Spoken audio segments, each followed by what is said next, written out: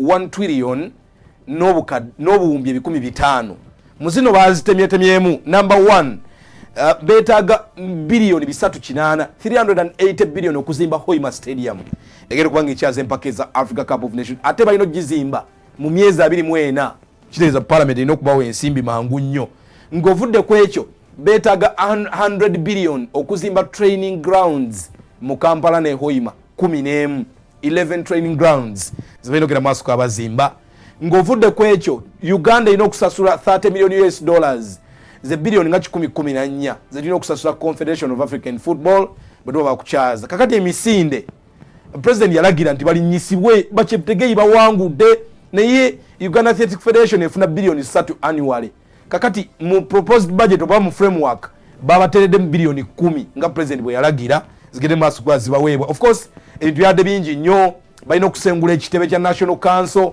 akubanga investor wa company ya Suma alina okubanga azimba complex yeyo complex gyolaba esuubirwa okuzimbibwa Lugogo ngegera costing $1 million 228 era bagamba nti Lugogo MTN Arena kadde kano gye tuyina mbwegera kuba efaanana bwetyo architecture plan binena babyogedde ku floor ya parliament.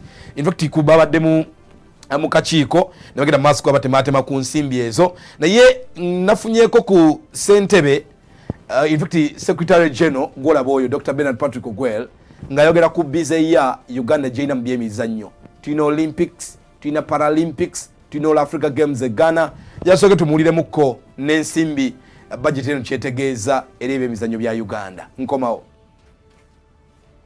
Looking at participation of Uganda international events, we are giving 4 big events this year. African Games in Ghana in March. We have East Africa Community Games in February in Rwanda. We have Olympics in Paris. We have Paralympics in Paris. Before you consider qualification events and other issues that come with it, it is a very big demand.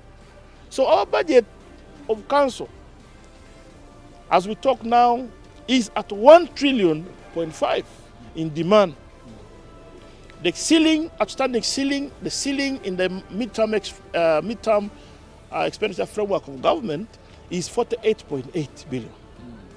So any additional resource we have bargained for will be much welcome to address the key issues of development of the sports in this country. We note that we don't want to be the same as a country. Uganda is positioned itself to be the best, not only in the region, but in Africa, and compete with the rest of the world. We have already world champions we have tested. We have the talents in the country, and we have the goodwill. Now government is ready to support this cause. That's why it's starting to compete with the rest of the world. We have already world champions we have tested. We have the talents in the country, and we have the goodwill. Now government is ready to support. Okay, government gabagisabye ensimbi era tukiriza National Council of Sports okusinzira ku budget framework paper bajagera maaso aba bawensimbi ze beetaaga ebyaddala twetaaga sente twagala sente kubanga Uganda egera kubanga ekyaze empaka za Africa Cup of Nations 2027 nga twegasse n'eggwanga nafa ba Kenya n'eggwanga lya Tanzania mu joint pamoja bid kakati ekisaawe kino ekye Hoima okusinzira ku National Council of Sports kijja costinga 380 billion Uganda shillings ogera maaso kwa kizimbibwa mu bbanga lya myaka 2 gyokka. Betaaga ino obukadde 360 okusengula ekitebe kya National Council bafunewo bakiteeka katulire ku Secretary General ngayogera ku ekisaawe ekigere kuba kizimbibwa mu bitundu ebya Hoima.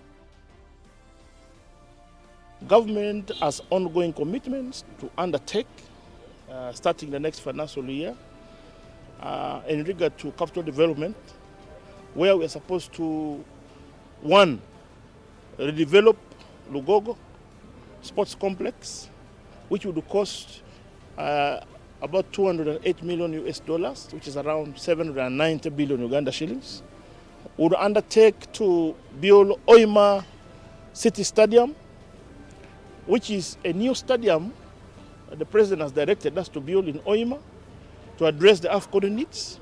That's a capital development, which will take close to 380 billion Uganda shillings. We have to develop 11 training facilities in Kampala and in Hoima, which also will take around 110 billion.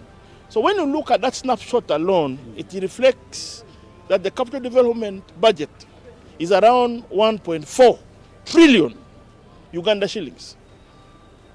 Now, when I come to the issues of the funding sports programs and also activities of government under the sports subsector, we have taken a note. One, the new law came with a new demand. And this new demand, starting with the creation and establishment of a national anti-doping agency. We have a budget of 3 billion. We have the reward and recognition scheme, where in the new law, government is supposed to reward athletes who excel in those international sports competitions, the Olympics, Paralympics, Commonwealth, African Games.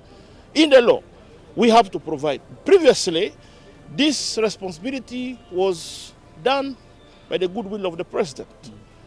I may not want to ask where he gets the money to give, but I think he felt it's necessary as a fountain of honor to reward our excelling athletes.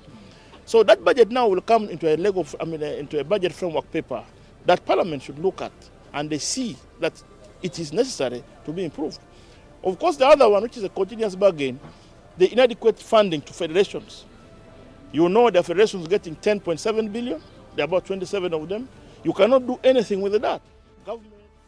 Okay, oyo Dr. Bernard Patrick Ogwell, Ssabawandiisi wa National Council of Sports. Kali nkwebaza okubanga okyanne kumiddeko sports update nze Abel Kitaka.